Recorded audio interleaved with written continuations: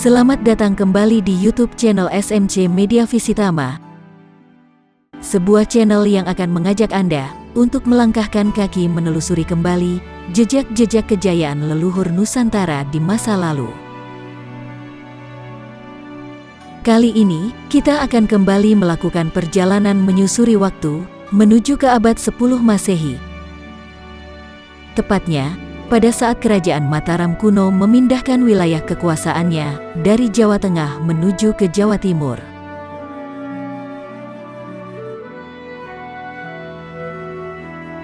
Nusantara adalah sebuah tempat dengan keanekaragaman hayati sangat tinggi. Kekayaan alam yang terdapat di darat dan di laut telah mewarnai perilaku dan budaya masyarakatnya dalam menjalani kehidupan sehari-hari. Salah satunya adalah dalam bentuk keragaman makanan, minuman, dan berbagai hidangan yang dikonsumsi setiap hari.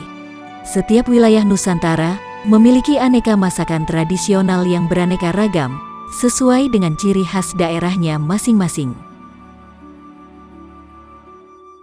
Hal ini dikarenakan kekayaan sumber daya alam, letak geografi, potensi hasil laut, dan kekayaan rempah-rempah yang tersebar di seluruh kepulauan Nusantara.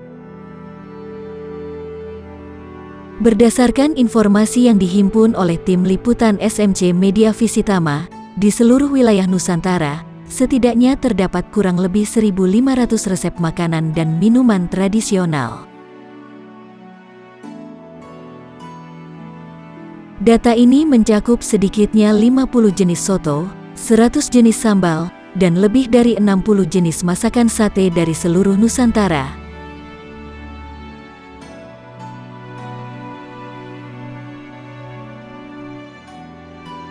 Di antara jenis masakan khas Nusantara yang sejak dahulu banyak dikenal adalah rawon. Jenis makanan berkuah ini banyak ditemukan di warung kaki lima hingga restoran di pusat-pusat perbelanjaan,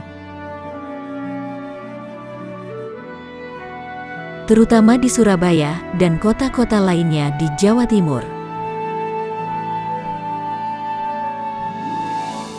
Rawon dikenal sebagai masakan jenis sup yang beraroma khas, dibuat dari daging sapi rebus, serta bumbu dan rempah tertentu.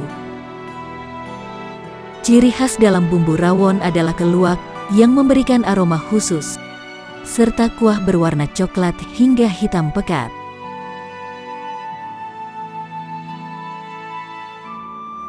Berdasarkan informasi yang dihimpun oleh tim liputan SMC Media Visitama, rawon tercatat menjadi salah satu hidangan khas Nusantara yang sudah dikonsumsi sejak 1000 tahun yang lalu.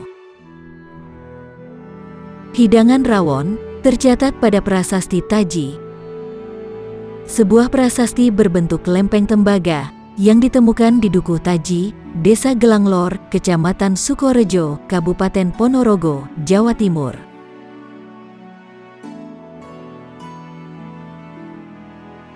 Prasasti Taji saat ini disimpan di Museum Nasional Indonesia.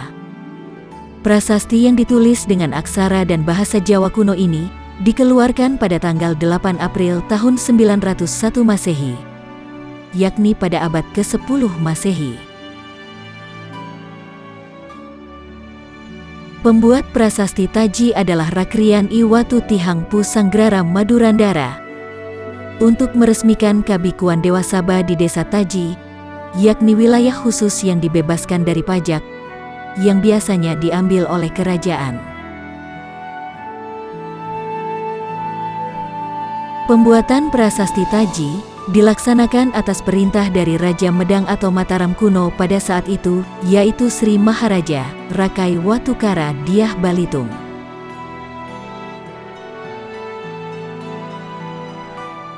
Pada salah satu lempeng prasasti Taji, terdapat kata rarawan, yang diartikan sebagai sebuah jenis hidangan, berupa makanan. Para peneliti berpendapat, bahwa kata rarawan itu dikenali sebagai jenis masakan rawon, yang kita kenal pada saat ini.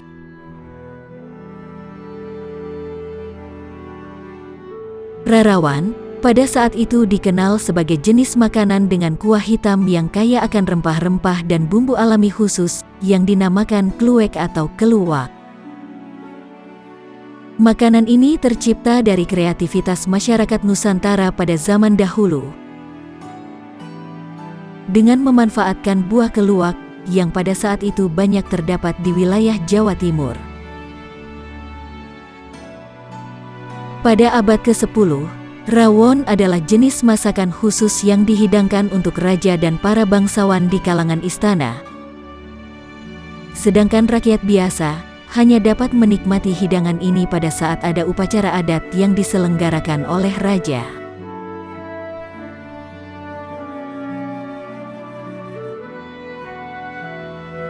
Dalam kehidupan era Mataram kuno di Nusantara, dikisahkan bahwa raja mempunyai kebiasaan menjamu rakyatnya dengan cara menyajikan beraneka ragam masakan dari daging hewan dan aneka makanan lainnya dalam sebuah pesta khusus.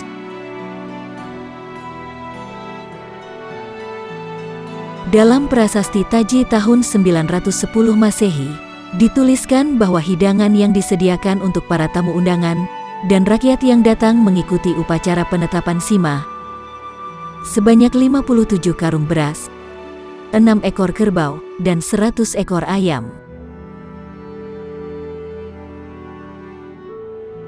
Hidangan lainnya, yaitu aneka makanan yang diasinkan, jenis daging asin yang dikeringkan, ikan kadiwas, ikan gurame, bilunglung, telur dan beragam makanan lainnya.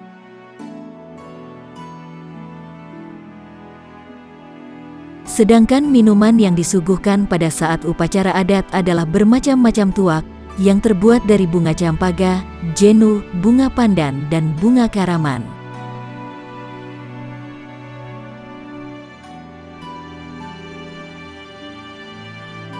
Rawon juga ditetapkan sebagai warisan budaya tak benda pada tahun 2018 untuk tingkat nasional. Sedangkan Taste Atlas, situs kuliner yang khusus mengulas berbagai makanan khas di dunia, juga mengungkap rawon sebagai makanan terenak di dunia.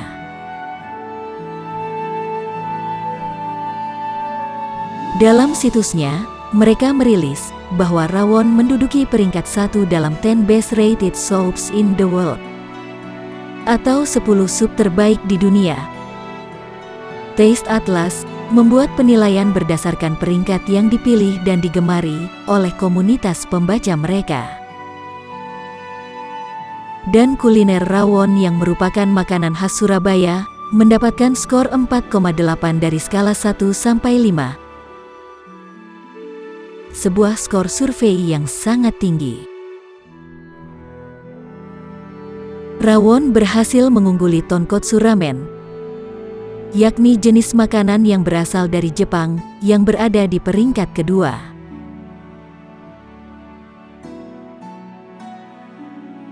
Dalam satu piring rawon, biasanya terdiri dari potongan daging sapi, tauge ekor pendek, taburan bawang goreng, kerupuk udang, telur asin, dan kuah sup yang hitam pekat, dan banyak mengandung rempah serta potongan daging yang lembut. Warna coklat kehitaman pada kuah rawon didapat dari proses fermentasi biji buah pohon pucung, atau kebanyakan orang menyebutnya sebagai kluwak.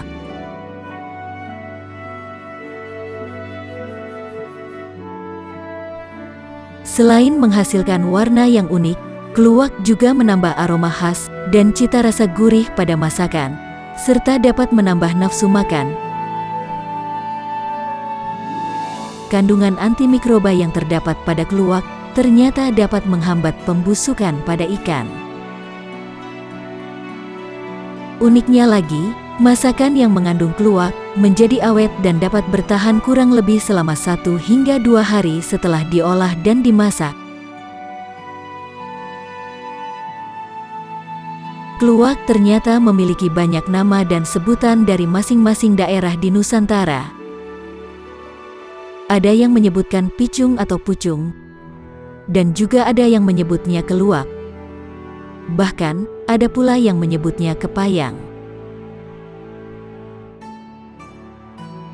Kluwak juga mengandung asam sianida, yakni sejenis racun yang dapat membahayakan kesehatan jika dikonsumsi secara langsung, dan bau menyengat yang dihasilkan dari buah kluwak ini dapat membuat Anda jadi mabuk kepayang. Kluwak dihasilkan dari biji buah pohon kepayang, yakni sejenis tumbuhan yang menghasilkan buah dengan daging berwarna hitam. Tanaman ini juga telah lama digunakan namanya dalam sebutan atau istilah dalam bahasa Indonesia yang sering kita dengar, yakni ungkapan atau istilah mabuk kepayang. Sebenarnya maksud dari kata mabuk kepayang ini adalah sebuah kondisi yang terjadi akibat efek samping yang dirasakan pada tubuh manusia,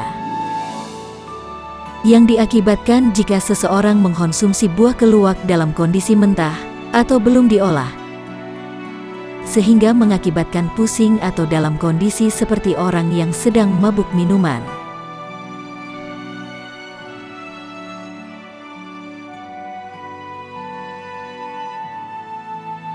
Demikianlah perjalanan kita kali ini. Jangan lupa untuk like, share, subscribe, dan komen di SMC Media Visitama YouTube channel, agar kita dapat menelusuri kembali jejak-jejak kejayaan Nusantara di masa lalu, dan dapat mengambil nilai-nilai positif yang ada di dalamnya. Terima kasih dan sampai jumpa dalam perjalanan berikutnya.